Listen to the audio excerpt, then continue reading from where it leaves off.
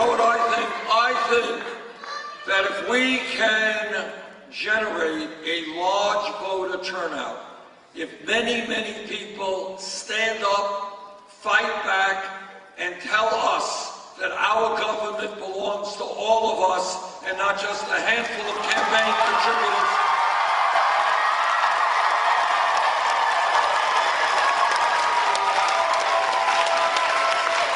If that happens, we're going to win here in North Carolina and in the other states as well.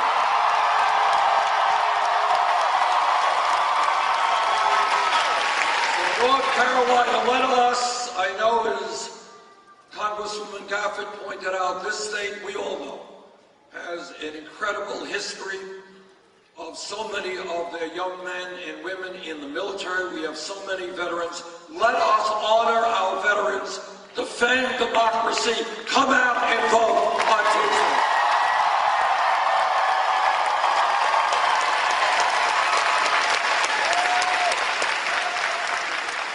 I know that not everybody in North Carolina knows a lot about Bernie Sanders, so let me just talk a little bit about myself. I have studied a lot of economics in my life, but my major economic lesson took place as a child growing up in a family that did not have a lot of money. I was born in Brooklyn, New York, and my family, my parents and my brother and I lived in a 3.5-room rent-controlled apartment in Brooklyn. And that meant is that all of the decisions my parents had to make, whether they could buy this, whether they could buy that, every one of those things had to be thought through because the family did not have a lot of money. So when I look out in this world today, the fact that so many people are struggling to put food on the table, so many families are working longer hours for low wages to just do well by their family. I am familiar with that experience. My growing up is a lesson I have never forgotten. It's a lesson I will never forget.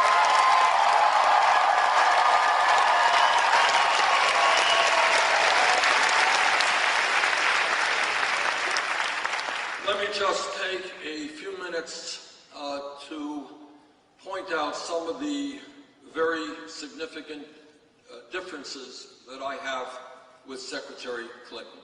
Number one,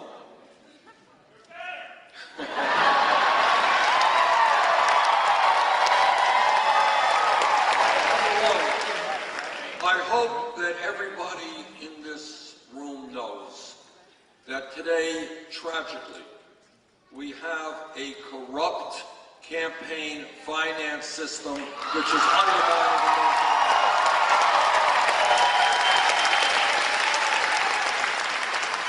Now, my state of Vermont, every year, March, we have town meetings to decide how much money goes into schools and the roads and the municipal salaries and all that stuff. And what people do is they get up and they argue with each other, and people have one vote. One person, one vote. That, to me, is what democracy is about.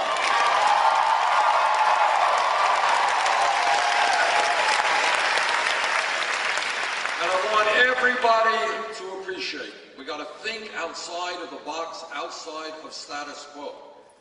When you have these horrendous super PACs, which are funded by Wall Street and billionaires, when you have one family, the Koch brothers, and a few of their billionaire friends spending some $900 million in this campaign cycle to elect candidates who represent the rich and the powerful, that is not what democracy is about. That is called oligarchy.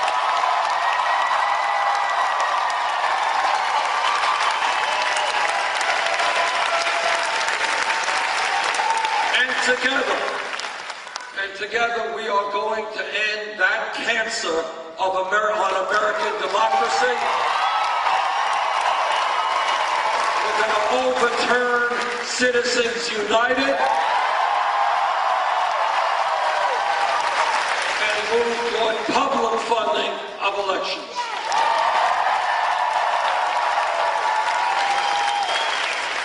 Now, the sad truth is that to run for president now in 2016 costs an unbelievable amount of money. We're talking about hundreds of millions, if not billions. That is the sad reality. When we began this campaign, we had to make a choice. What are we going to do? How are we going to raise the money? We decided on day one that we would not have a super PAC.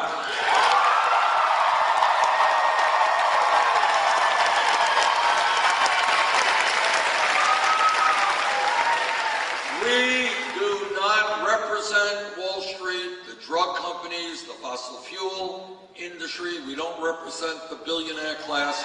We don't want their money.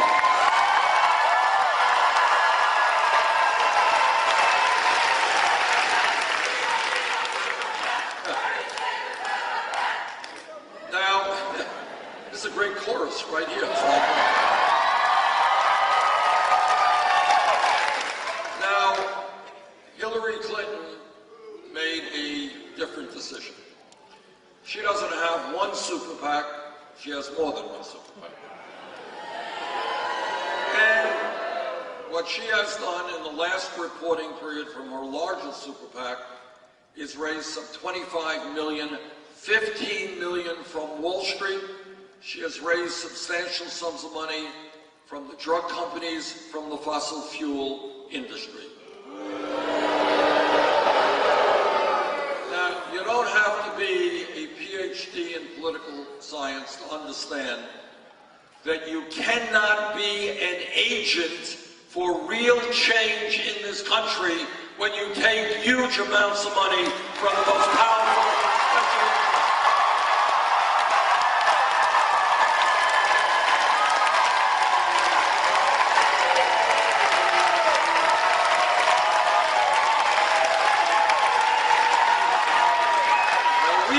We have chosen to do it a very different way, and I honestly, in a million years, would never have dreamed that I would stand before you 10 months after we began this campaign and tell you that we have received over 5 million individual campaign contributions.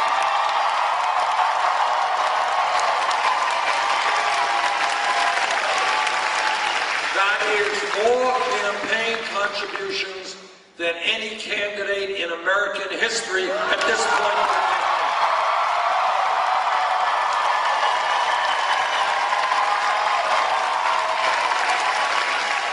Anyone here know what the average contribution is?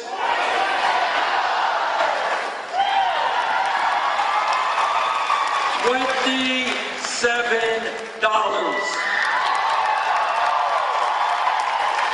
You got one candidate receiving 15 million from Wall Street, lots of money from the drug companies, lots of money from the fossil fuel industry.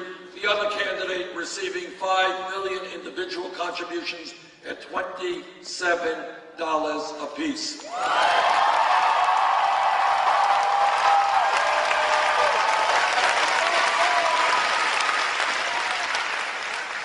Second issue, which is of huge consequence to the American.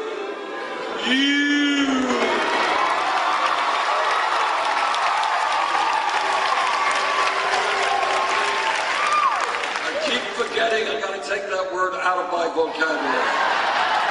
Every time I say it, it comes back to me. All right. Another issue of significant importance. Now, the issue of trade is not a sexy issue.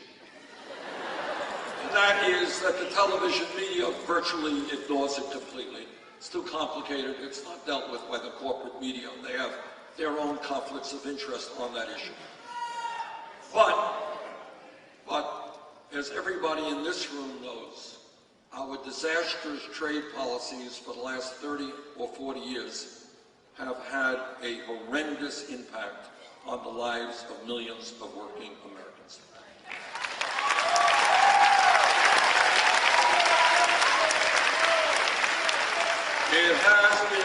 true all across this country, in my own state of Vermont, it has been even truer in states like North Carolina.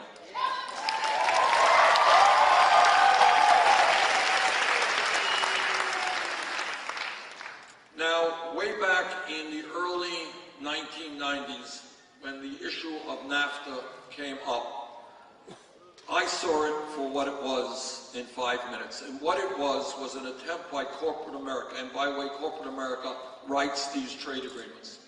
What they were saying is, why should we pay people in North Carolina, in the textile industry or other industries, why should we pay them a living wage when we can shut down in North Carolina or Vermont, move to Mexico, move to China, move to other low-wage countries, pay people pennies an hour there, and then bring those products back into this country. That was what these trade agreements were designed to do, and tragically, that is exactly what they have done. As a result of NAFTA, permanent normal trade relations with China, and many other trade agreements, we have lost millions of decent paying jobs in this country. And many of the folks who lost those jobs that were paying them a living wage had to get other jobs, which in some cases paid them 50 or 60% of what they previously earned. Since 2001 in America, we have lost almost 60,000 factories. 60,000 factories, millions of jobs. I understood way back in the early 1990s what these trade agreements were about. I helped lead the effort, unfortunately unsuccessfully, against NAFTA, against permanent normal trade relations with China, and against all the other trade agreements. Hillary Clinton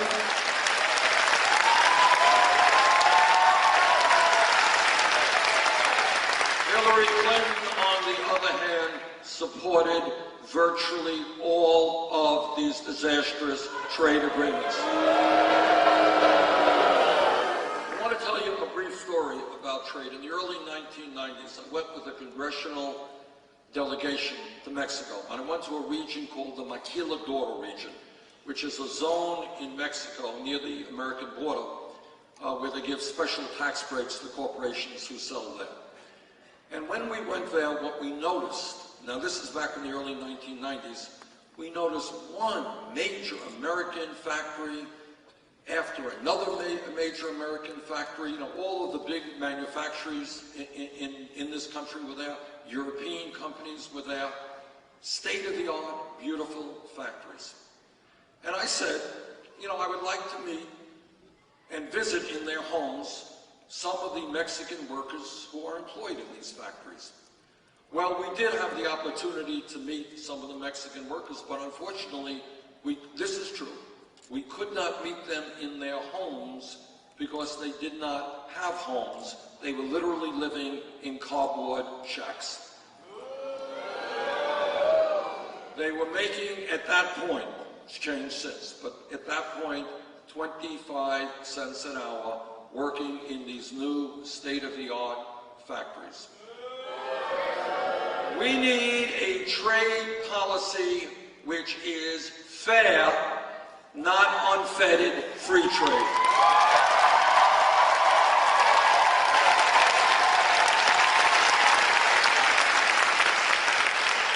Whether it is NAFTA or PNTR with China or the TPP, American workers should not be forced to compete against desperate people who make pennies an hour.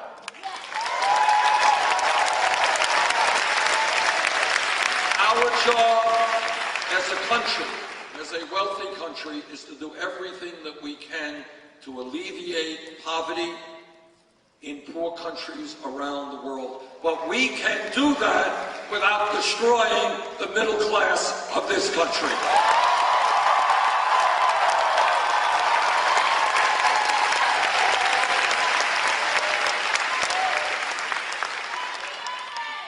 Now, this campaign is doing well because we don't have to listen to billionaire campaign contributors. We can listen to the American people.